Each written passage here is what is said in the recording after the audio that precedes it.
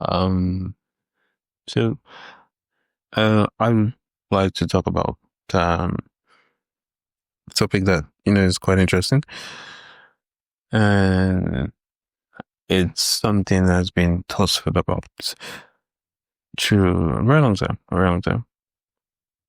because of the immediate experience of the thing itself, or the thing, or assumption of the thing, and I think people are peculiar about what it is. So this is about the self.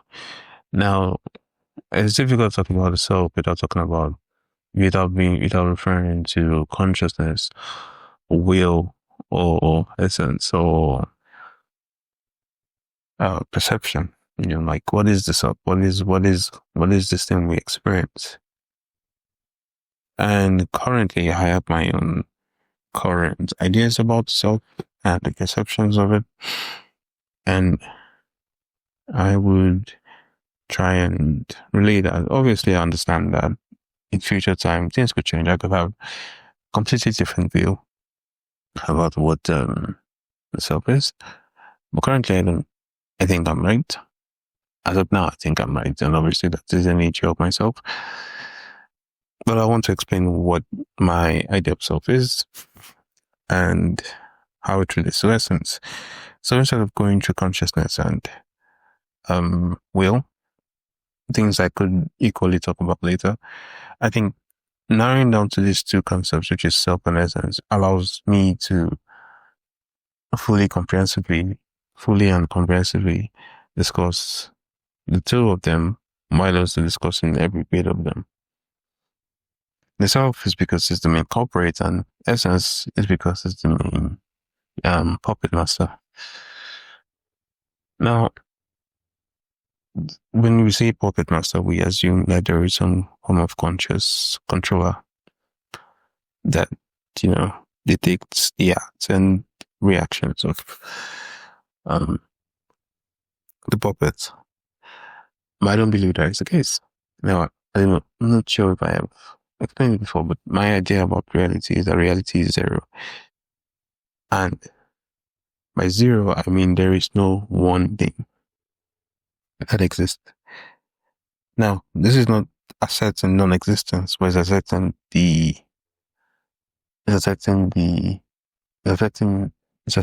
no existence of things. It might also be accepting. So I'm not saying things don't exist, but I'm saying things don't exist as things. So that's my idea about, reality. And what we have, one of my writings, I described human beings or perception somewhat as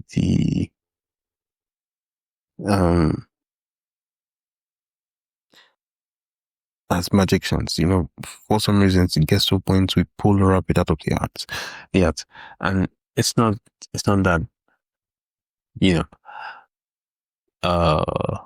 so there's a point of magic where nothing becomes perception, and that happens through human consciousness and perception, and that is what I believe is going on. So if I could quickly explain it, what I'm trying to say is that, well, if we really think about it, things that are true and things that are really very much determined by our perception of them. And this is important because I think we have this egocentric, way of acting towards the world, where we think because we see the world a particular way, that the world is that way. But even all animals don't have similar eyes. Yes, they do see, but they don't see the same thing. The degree to which they can see and the degree to which you see color is quite different. So I say something is red, and for some reason, another species of a separate, with a separate set of eyes, said, no, it is not red by definition of your red. then we would be right. Now, we don't usually take this into conscious considerations, and we don't practice. So there are a lot of things we don't take into conscious consideration. Why would you? It has little to no importance to your survival. That's fine. But I think it's important to discuss about at least at some certain level so that we can understand the reality that we live in and how we can, I don't know, properly understand the reality. I don't know. Maybe that's not a topic, it's a utility in truth. It's a utility in actual truth, which I believe is zero. I don't know. I mean, no in truth. But if there is utility to be subjective because, everything is zero, so there isn't anything true. But anyways, so perception creates reality, and by create, I mean, it doesn't even depict reality, it just, molds reality into a way that's specific to the subject. And it's like having different types of glasses, and different type of glasses you have are different kinds of perception. So another being would perceive the world differently because they will have different perceptors. And those different perceptors will perceive reality differently. So I can't remember why I started talking about this. But basically we're talking about the self, right? So the self is so we know, so hopefully we've discussed, or we've somewhat agreed, I have, that perception doesn't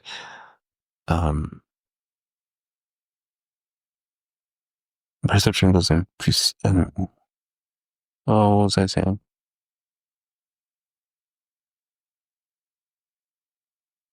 Doesn't translate into reality. It is the foundation of a certain form of reality. It's a perception of what something we call reality, and I think the biggest problem we have is the limitations of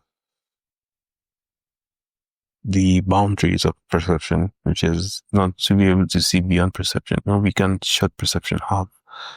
You cannot not perceive. I mean, you can not perceive, but I'm not talking about it. What I'm saying is you, if alive, you cannot not perceive. Maybe there is a way scientifically, I wouldn't know. Like you,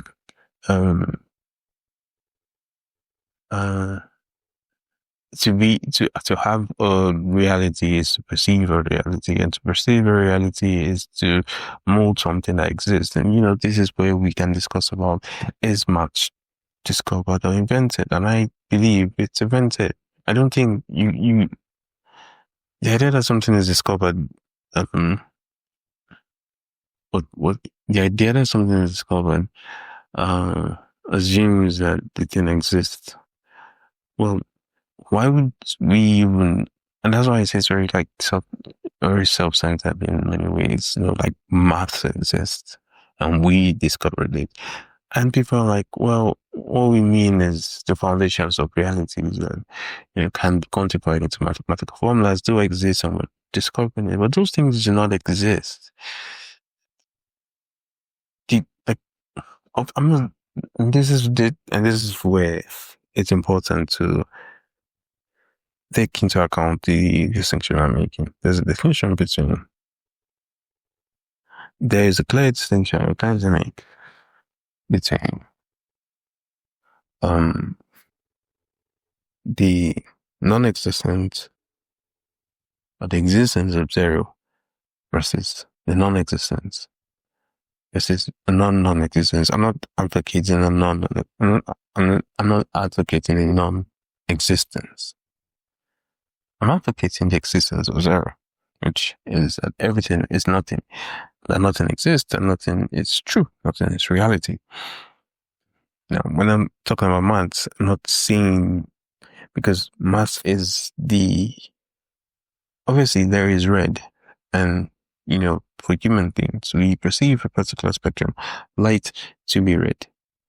and that thing being red is of a particular, state. It does exist, and there is consistency within that thing of existence that we call red. But do we discover red? Well, that assumes that red exists in the first place. And you might say, well, there is something that exists that allows our relationship to that thing to manifest in a certain way. We can continuously see in a pattern we call this particular spectrum to be red. The same thing for maths. I do believe it exists, but I do believe it exists in that way, but it doesn't exist as true. So if it doesn't exist as true, what do I mean? That it is not red. It is not a thing. It is not a thing, but it exists as concrete, but it's also non-existent as a thing.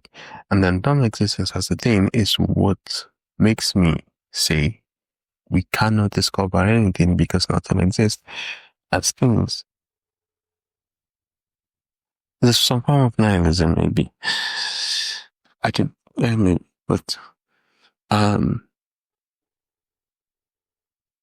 yeah, that's where I think we're at. I think that's true. So, I should stop talking. So, talking about the self and essence. So, why is the essence so important? I think, in philosophy, people have tried at separate times at separate times, they've tried to figure out what philosophy is. And, I mean, philosophers, they've tried to figure out what essence is. And I think it's important because what is the thing? Well, even though I proposed it, it's nothing. But what is the thing itself? And I think it's important to try and nullify essence. I do think essence exists, because I do not. Well,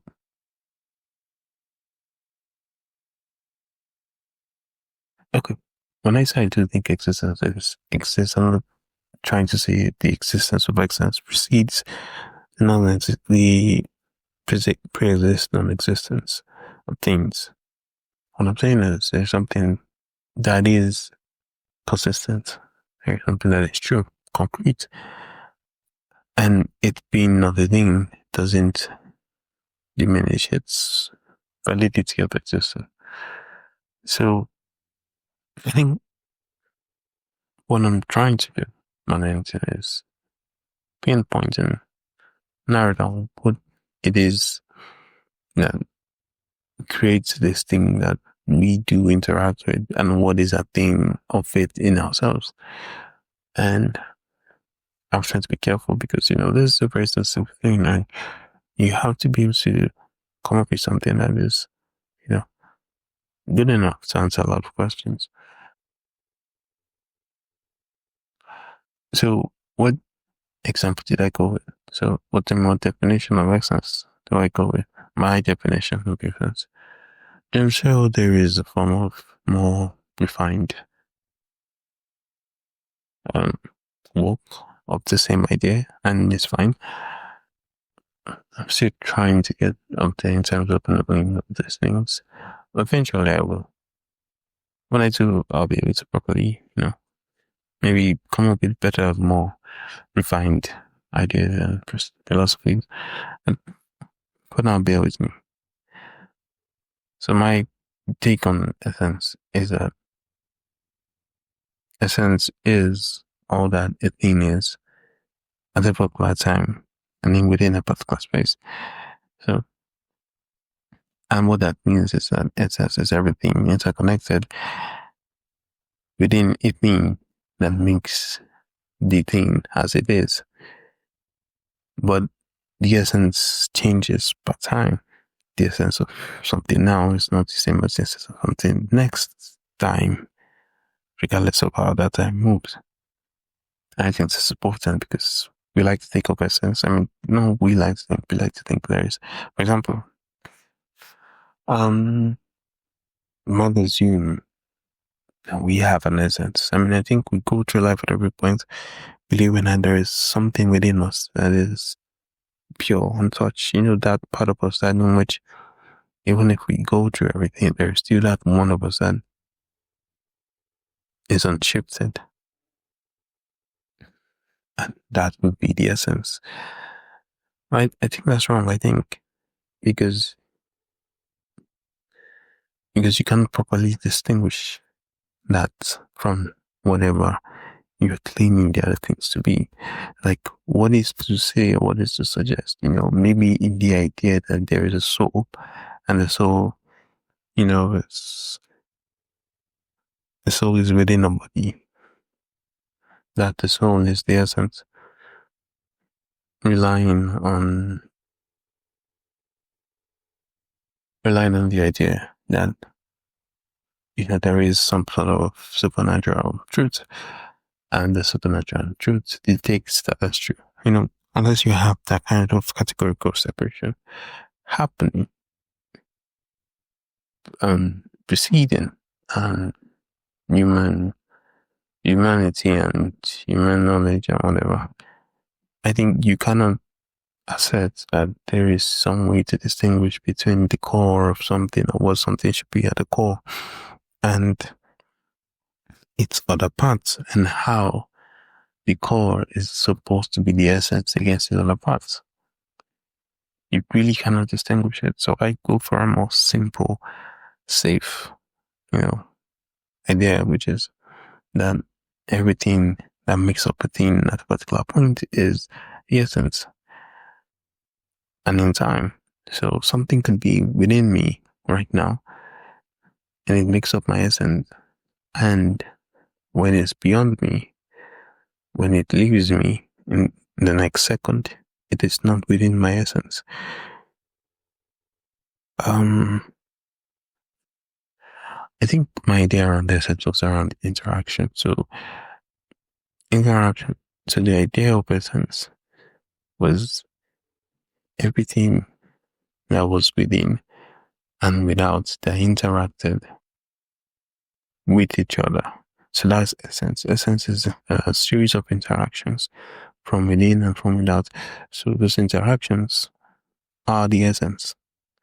And then what comes out of it, which I would say consciousness, will, self, even if not true, but the perception of it, what leads what these things are in themselves are, I coined it to be essence and. Now, essence and are quite interesting. So it's very simple, and I understand the simplicity is just very reductionistic. It's very simplistic. It doesn't build anything up. It just compresses everything down. But regardless, I'm waiting to be proven wrong about this, because I don't think now I can see why it would be wrong. But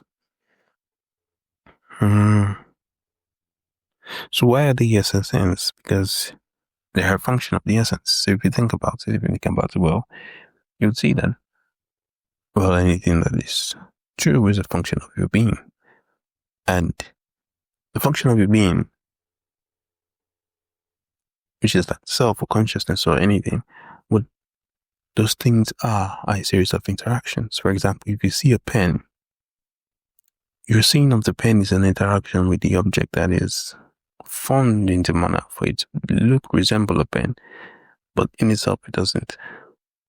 And you wouldn't see the pen without the interaction. So your perception of the pen is dependent on an interaction. Same as the self. The self, regardless of whether you believe it's genuine or fake, it exists because of an interaction within the body, which the interaction produces a self. And what else? So the self-consciousness. So everything that, exists is a consequence of interactions. And essence is the interactions. And the consequences of those interactions at the essence ends, which is the self-free will. But it's not just that. It's everything's emotions. It's everything within the human psyche, the human perception, conscious or unconscious. Everything is interaction. Whether conscious or not, everything is interaction. if I push the table moves. The table moves because of those interacting with. And the point of touch with the table, the essence of that table is to be touched, that is interaction going on, is to be touched with the table. It's my hand.